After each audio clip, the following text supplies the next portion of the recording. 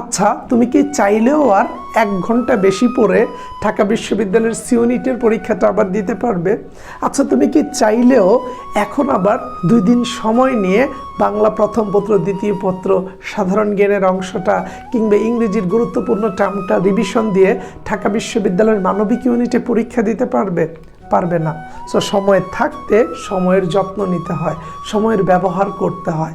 দিন শেষে আমি জানি তুমি অনেক চেষ্টা করেছো, তোমার চেষ্টায় কোনো ধরনের কমতি ছিল না, এটা একেবারেই ধ্রুব সত্য। বাট কিছু কিছু সময় এমন হয় না, চেষ্টাও ঠিক আছে, স্বপ্নও ছিল, আগ্রহও ছিল, বাট কোনো এক কারণে ভাগ্যের কাছে আমরা হেরে যাই, যেটার কোনো যৌক্তিক ব্যাখ্যা নেই। কাউকে বোঝাতে পারি না যে আসলে আমার চেষ্টায় তো ত্রুটি ছিল না, এর বেশি আমার দ্বারা সম্ভব না, বাট মানুষ এটা বুঝতে চায় না।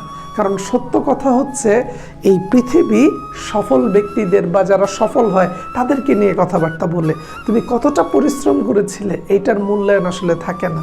তাই আমি তোমাকে বলবো, তুমি পরিশ্রম করেছো এটা সত্য, তুমি তোমার সর্বোচ্চটা দিয়েছো এটাও সত্য, কিংবা তুমি তোমার কোন কোন লিমিটেশনগুলোর কারণে পারোনি এটাও তুমি যে জানো এটাও সত্য।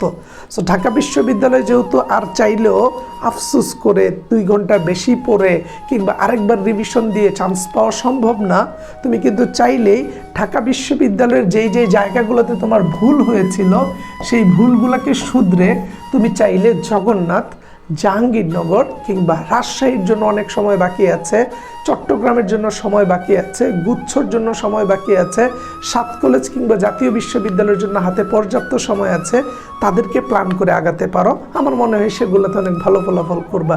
এরকম আমি অনেক স্টুডেন্টকে চিনি যারা ঢাকা বিশ্ববিদ্যালয়ে মন মতো ফলাফল করতে পারেনি, কিন্তু পরবর্তীতে তাকে দেখা গেছে যে সে রাজশাহী বিশ্ববিদ্যালয়ে আইন নিয়ে পড়ে, অর্থনীতি নিয়ে পড়ে, ইংরেজি নিয়ে পড়ে, কিংবা জাহাঙ্গীরনগর ইউনিভার্সিটিতে সে তোমার আইন নিয়ে চান্স পেয়েছে, কিংবা দেখা যাচ্ছে সে চট্টগ্রাম বিশ্ববিদ্যালয়ে, আমাদের এই ছোট ভাই আছে ঢাকা ইউনিভার্সিটিতে, ওর মেরিট পজিশন ছিল 1100-র মতো, আশরাফুল নাম, পরে চট্টগ্রাম বিশ্ববিদ্যালয়ে দেখা গেছে যে সে লর মতো সাবজেক্ট পেয়েছে।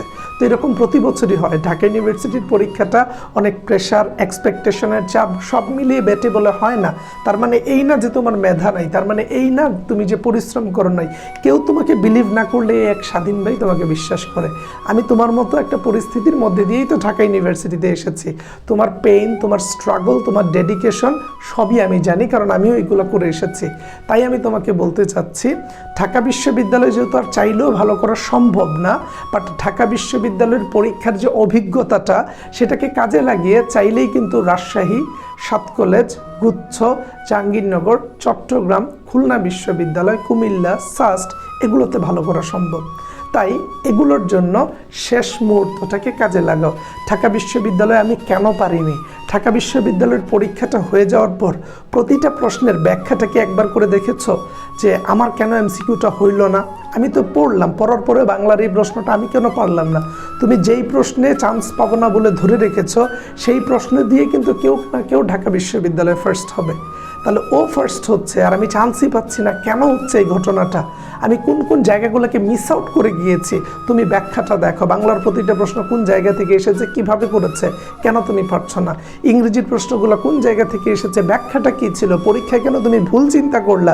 সেম ভুল চিন্তাটা যেন রাজশাহীর ক্ষেত্রে না হয়, চট্টগ্রামে না হয়, জাহাঙ্গীরনগরে না হয়, 7 কলেজে না হয়, গুচ্ছতে না হয়, জাতীয় বিশ্ববিদ্যালয়ে না হয়, এর জন্য সজাগ থাকো। সো আমরা সর্বদা তোমাদেরকে সাহায্য করতে একেবারে সামনে থেকে আসছি। সো আমি তোমাকে বলবো, ঢাকা বিশ্ববিদ্যালয় নিয়ে এখন অভিমান, নিজেকে বুঝাতে পারছি না, এই সিচুয়েশনগুলো তোমার মধ্যে হচ্ছে এবং এটা সবার মধ্যে হয়। সেটা নিয়ে যারা বসে থাকে তারা পরবর্তীতে কোনো বিশ্ববিদ্যালয়ে চান্স পায় না। আর এইটা থেকে যারা অনুপ্রাণিত হয়ে কিছুটা জেদ বেঁধে যে হ্যাঁ ঢাবি হয় নাই, আমি রাবিতে নিজেকে প্রমাণ করে দেখিয়ে দিব যে ঢাবি তুমি আমাকে পাও না, এটা তোমার ব্যর্থতা, এটা আমার ব্যর্থতা না যে আমি তোমাকে পাইনি, কারণ আমার মতো একটা যোগ্য স্টুডেন্টকে তোমার নেওয়া দরকার ছিল।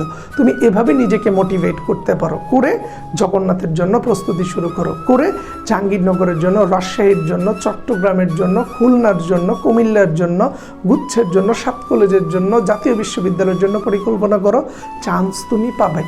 সো এই ক্ষেত্রে আমি যেহেতু বলছি, আবার চেষ্টা করে ঢাবিতে চান্স পাওয়া সম্ভব না, বাট সঠিকভাবে চেষ্টা করে তুমি অন্যান্য বিশ্ববিদ্যালয়ে চান্স পেতে পারো।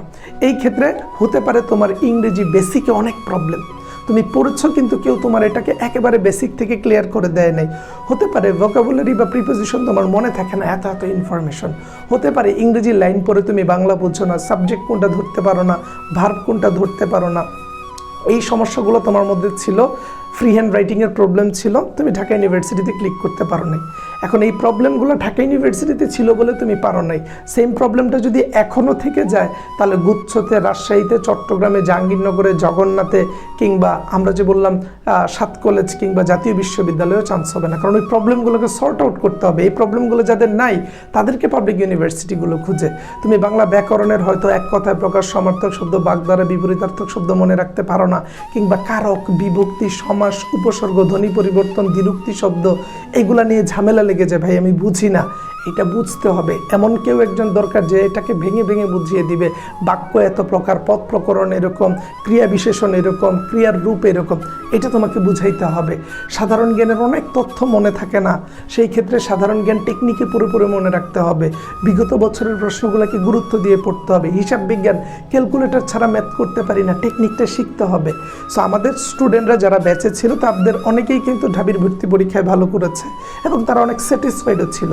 এখন তুমি যদি চিন্তা করো যে না, লাস্ট একটা বাজি ধরি, নিজেকে নিয়ে একটা পাবলিক বিশ্ববিদ্যালয়ের জন্য লাস্ট 1.5-2 মাস একটু চেষ্টা করে দেখি, সেই ক্ষেত্রে তোমার সেই চেষ্টাকে পূর্ণতা দিতে এবং আগের যে সমস্যাগুলো ছিল সেই সমস্যাগুলোকে দূর করতে আমরা নিয়ে এসেছি অল ইন ওয়ান ব্যাচ। এই অল ইন ওয়ান ব্যাচে আমরা একেবারে তোমার সব বিশ্ববিদ্যালয়ের পড়া পড়িয়ে দিব। কোর্স ফি 1800, ডিসকাউন্টে এখন হচ্ছে 1300। আর আমাদের এই ব্যাচের ক্লাস শুরু হবে 20 ফেব্রুয়ারি থেকে। তাহলে তুমি 20 ফেব্রুয়ারি থেকে একটা লাস্ট সুযোগ আমাদের সাথে নাও। তুমি বিভিন্ন জায়গায় পড়েছো, আমাদের কথা শুনেছো, টিচারদের পড়ানো দেখেছো, আমাদের পেইড ব্যাচের স্টুডেন্টদের ফিডব্যাকও শুনেছো। লাস্ট মুহূর্তে একটা বাজি তুমি নিজেকে নিয়ে ধরো, 20 তারিখ থেকে আমাদের সাথে শুরু করো। আমরা 1.5 মাস তোমাকে নিয়ে একটু ঘাটাঘাটি করি, একটু দেখো যে ভাইয়েরা যেভাবে পড়াচ্ছে, যা পড়া দিচ্ছেন সেগুলো পড়ে শেষ করে একটা পাবলিক বিশ্ববিদ্যালয়ে যেতে পারি কিনা। আমার বিশ্বাস তুমি যেতে পারবে। সো তোমরা আমাদের পেজে ইনবক্স করতে পারো অথবা এই নাম্বারে কল দিতে পারো যে ভাইয়া অল ইন ওয়ান ব্যাচটা সম্পর্কে জানতে চাচ্ছি।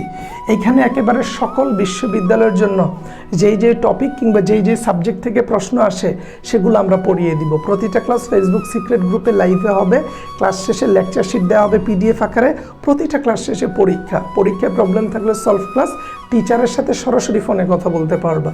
এখন সমস্যাগুলো যদি সলভ করতে পারো যে কারো মাধ্যমে সেটা রাইট, কিন্তু ওই ঢাবির সমস্যা নিয়েই যদি তুমি জগন্নাথে পরীক্ষা দাও, তুমি জাহাঙ্গীরনগরে পরীক্ষা দাও, লাভ হবে না। ধরো তোমার ডায়াবেটিক্স ধরা পড়েছে, তুমি এক ডাক্তারকে দেখিয়েছো, ওই ডাক্তার বলেছে যে আপনাকে নিয়ন্ত্রিত চলাফেরা করতে হবে, চিনি খাওয়া যাবে না, হাঁটা চলা করতে হবে, তারপর বেশি ভাত খাওয়া যাবে না, এই পরামর্শগুলো দিল।